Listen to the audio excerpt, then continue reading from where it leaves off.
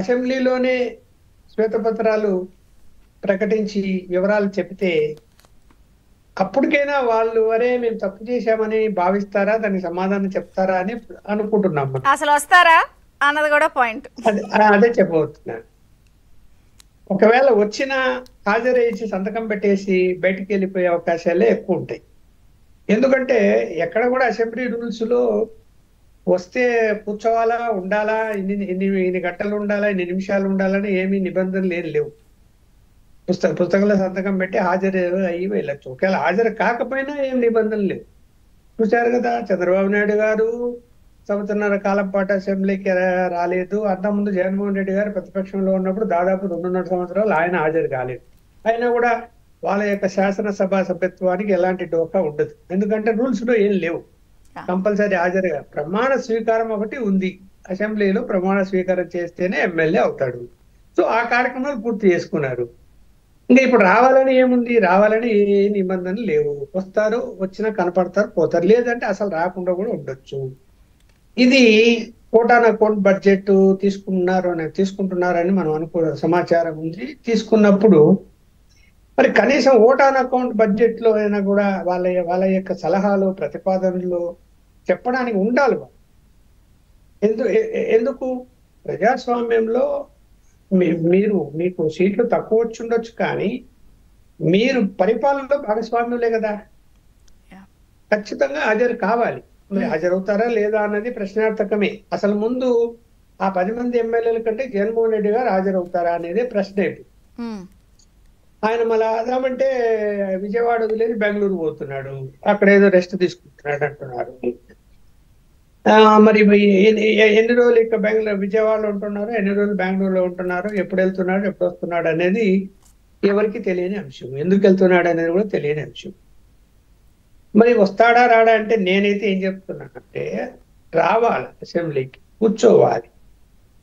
ప్రభుత్వము ఏ యొక్క శ్వేతపత్రాలు ప్రకటించినా మీరు అభ్యంతరాలుంటే ఆ అభ్యంతరాలను లేదా లెక్కలు తప్పు చెప్పి ఉంటే ఈ తప్పు చెప్తున్నారు అనే దాన్ని ప్రజలకు తెలియజేయాలి. అలా కాకుండా ఏం చెప్తాడు పేర్ని నాని, ఈ వేస్ట్ శ్వేతపత్రాలు, ఈ పనికిమాల పేపర్లు అని మాట్లాడుతున్నాడు.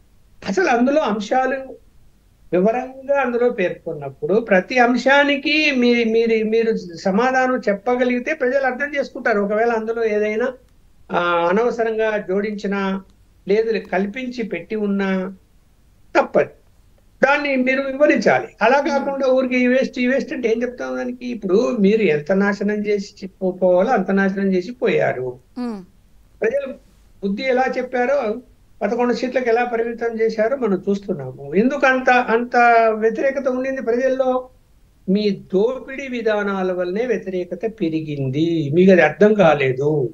అరే మేము బట్టలు నొక్కేస్తున్నాము, డబ్బులు తీసుకుంటున్నారు, మాకు ఓట్లేస్తారు అనేటువంటిదే మీరు ఆలోచించారు తప్ప ఇక్కడ జరుగుతున్నటువంటి స్థానికంగా జరుగుతున్నటువంటి దౌర్జన్యాలు, అవినీతి మీ కంట పడలేదు. ఎందుకు? చేసింది మీరే, మీ పార్టీ వాళ్ళు. మీకు కంట ఎంత పడుతుంది? అది కాదండి. ఒక సామాన్యమైన రైతు 3 ఎకరాల భూమి ఉంటే నేను ఆ రైతు చెప్పిందే చెప్తున్నాను, నేను పేరు ఊరు అవసరం లేదు. అరే నేను ఒక ఎకరా 10 లక్షలు అవుతే 30 లక్షలు అవుతాయి అనగా 2 లక్షలు ఇస్తాం, భూమి రాపిచ్చని వాడి ఇంట్లో పెళ్లి మరి 1 గంట సేపు ఇంట్లో బంధించేసి దౌర్జన్యంగా రాపించుకున్నారు. 2 లక్షల డబ్బులు ఇచ్చి 30 లక్షల యొక్క ఆస్తి. ఇది ఊరంతా తెలియదా? తెలుస్తుంది కదా అప్పుడే. ఊరంతా ఏం ఆలోచిస్తారు అప్పుడు?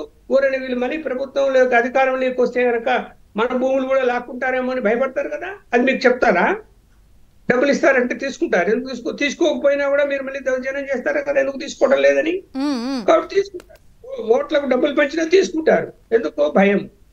మీరు అంతగా ప్రజల్ని భయపెట్టి దోపిడీ చేసే వాళ్ళ కళ్ళ ముందర ఇసుక దోపిడీ కనపడింది, లిక్కర్ దోపిడీ కనపడింది, ఊర్లో వర్కులు చేశారు, ఆ వర్కుల్లో దోపిడీ కనపడింది, అవన్నారు ఇవన్నారు, స్కూల్ భవనాలు కట్టారు, అందులో అసలు అవన్నీ ఎంక్వైరీ చేస్తే ఇప్పుడు ఎన్ని ఎంక్వైరీ చేశారు ఈ ప్రభుత్వం?